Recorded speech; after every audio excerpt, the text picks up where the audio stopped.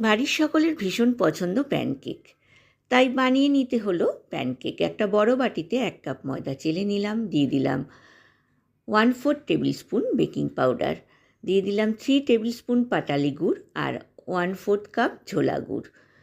অল্প অল্প করে দুধ দিয়ে এর একটা স্মুথ ব্যাটার বানিয়ে নিচ্ছি। আমার এখানে 1.25 কাপ দুধ লেগেছে। অল্প অল্প করে কিন্তু আমি দুধের ব্যবহারটা করেছি। সবশেষে দিয়ে দেব 1/2 টিস্পুন ভ্যানিলা এসেন্স।